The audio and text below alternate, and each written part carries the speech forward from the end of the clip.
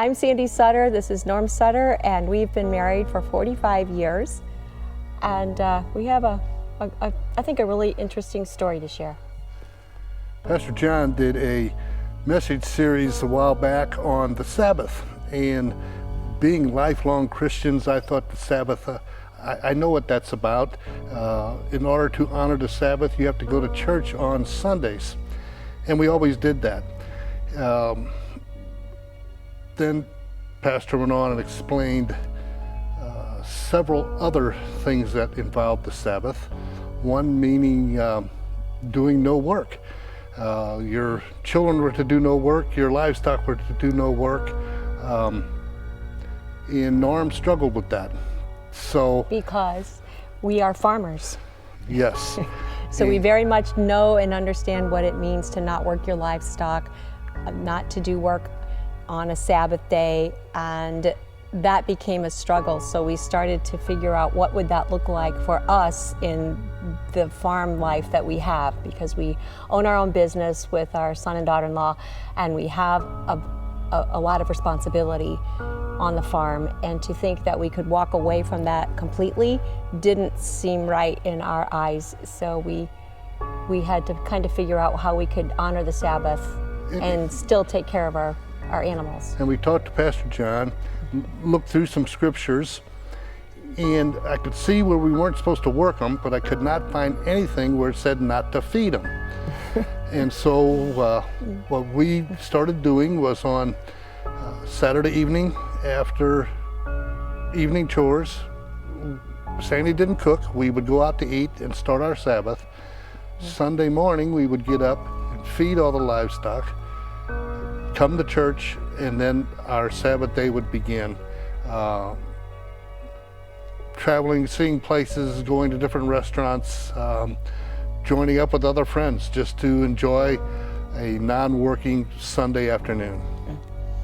It doesn't have to be structured, and sometimes there are Sundays when we leave here and we don't even know where we're going to go or what we're going to do. And so people at church will ask us, well, what are you going to do today? And we really have no idea. We just know we're taking the day off. And I will tell you, my favorite part as the person who does most of the cooking in the house is 6 p.m. my kitchen closes, and it doesn't reopen again until actually most times until Monday morning.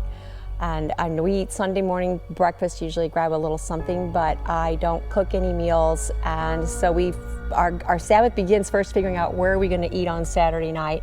And we like to stay local. We like to do a lot of local restaurants. That's given us an opportunity to explore new places. And we live in a small town, so we look at neighboring small towns, and we sometimes get on Facebook and I'll look at things like what's going on this weekend, where can we go, what can we do. We've discovered different wineries, not that either of us are real winery people, but we love nature.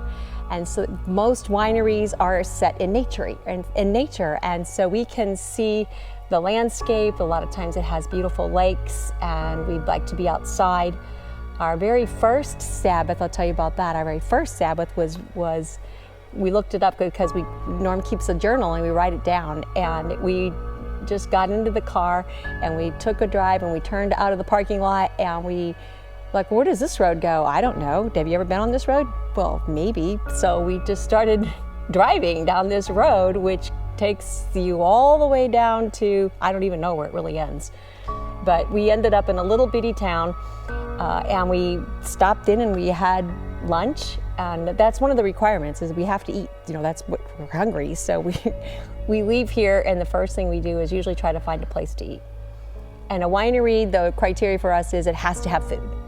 So we find wine, and then sometimes that's hard to do, but we've been able to find some really interesting places, historical places. Several old covered bridges. Yes. Just fascinating how they built these, and some of them have been restored to the way they were originally built. I'm just in awe of how they built that in the mid 1800s and earlier sometimes. And some of them were not, within an hour here. Right. That tends to be about as far as we go, is about an hour away, mostly because I get really hungry and I want to eat. So we get somewhere, we're going to eat and enjoy lunch, and then we go. Then sometimes we just drive around and we look at the area. Like we're in agriculture, so even though our agriculture is a little bit different than most, it's like we just love to look at the land and look at the landscape and see what's going on in different towns and areas and communities. Sometimes we've Well, we like to see livestock on pasture. All our livestock's on pasture, Yeah. and so we deliberately try to drive when we know there'll be some livestock on the pastures. Yeah, but Norm does still like to watch combines, and Oh yeah. so we like to do those. So our life, before that, like Norm said, we would come back to home, and after church we usually would just start right back into our day. And when you are involved in agriculture, it is one where you're busy and you own your own business. You're 7 days a week. And so I think the challenge that for us was, can we do this? And our resounding answer is yes, you can do this. It's been a real joy to be able to share and do things. And this works for us as well as in our marriage.